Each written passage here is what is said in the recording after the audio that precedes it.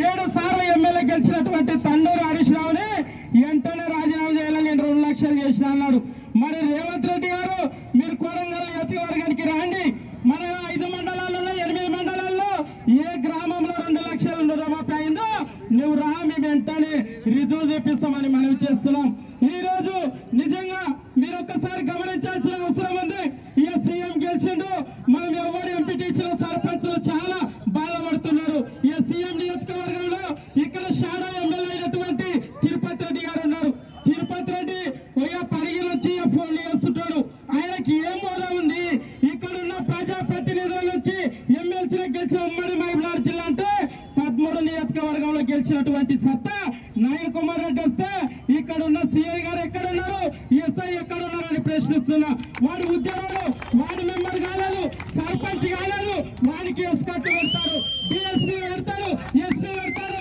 Police అధికారులారా, నా యొక్క కార్యకర్తల మీద, నా యొక్క నాయకుల మీద ఎవరైనా కేసు పెడితే కాదు, ఎక్కడ పోస్ట్ చేసిన నీ ఎంబడి పడతాం.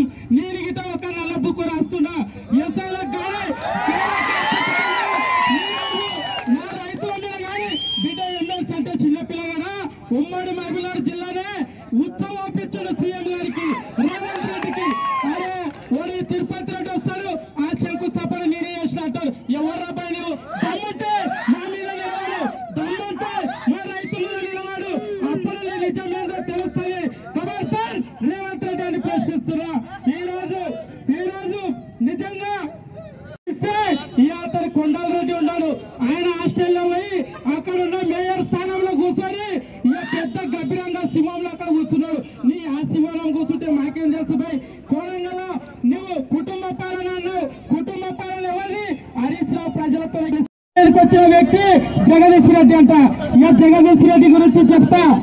కొడంగల్ నియోజకవర్గం ప్రజలారా, మొన్ననే మన ఎమ్మెల్యే గారు, మాజీ ఎమ్మెల్యే గారు అక్కింపేట గ్రామంలో 1000-2000 మంది ఫార్మా కంపెనీ వద్దని ధర్నా చేస్తుంటే ఈ రోజు రైతులని వాళ్ళ పార్టీ కార్యకర్తలు పోతే కలవనికి పోతే అరే బూత్ మాటలు. ఇక ఒక సీఎం ఉన్నాడు, వాళ్ళ అన్నకి ఏమి పోస్ట్ ఉండదు, కానీ ఏది గలీజ మాటలు నోట్లో చదవడం. ఇక 4 కార్లు వస్తారు. ఆ కార్ల సోపు చూడాలి. కాంగ్రెస్ నాయకులు కూడా కొంతమంది నాకు ఫోన్ చేస్తున్నారు.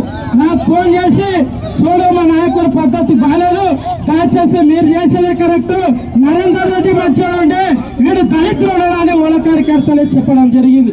కానీ ఈ రోజు కొడంగల్ నియోజకవర్గంలో ఇక మేము అభివృద్ధి చేస్తే సహకరిస్తాం. మీరు కోస్గి మండలానికి ఇంజనీరింగ్ కాలేజ్ వస్తే మేము స్వాగతించాం. మా కొడంగల్ మండలంలో మెడికల్ కాలేజ్ పెడితే సహకరించినాం. కానీ అక్కింపేట గ్రామంలో 3000 ఎకరాలు అక్కడ గిరిజన తండాలు అందరు నష్టపోతున్నారు. ఊర్లే కట్టుకొనిపోతున్నారు. ఫార్మా కంపెనీ వద్దు, మంచి ఐటీ కంపెనీ రావాలని మా ఎమ్మెల్యే గారు మేము అందరం ధర్నాలో పాల్గొనడం జరిగింది.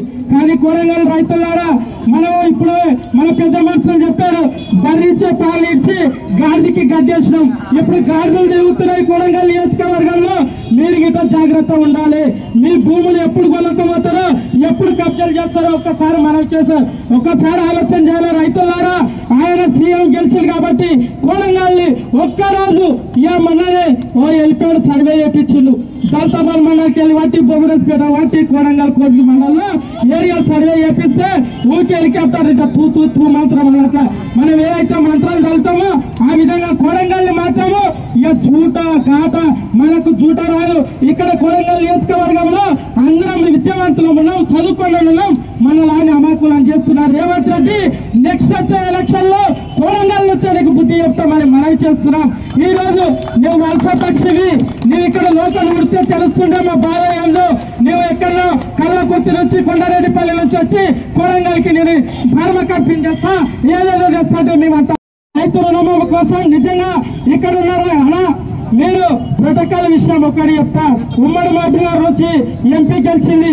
అధికారుల కింద చెప్తున్నా, అధికారుల ద్వారా ఒక్కసారి ప్రజాస్వామ్యాన్ని కూలి చేయకుండా దయచేసి ఇక్కడ భయప్రాంతాలకు గురి చేస్తే 4 ఏళ్లలో ఆజావు కేసీఆర్ వస్తాడు. ఒక్కొక్కరు మేము చెప్తాం, అప్పుడు మేమే లీడర్లు అవుతాము, మేము రైతులను తీసుకొని మీ తోడకాలు తీస్తామని మనం చేస్తున్నాం. అధికారులకు దయచేసి ఎమ్మెల్సీ వస్తే ఒక ఎస్కట్ ఉండాలి.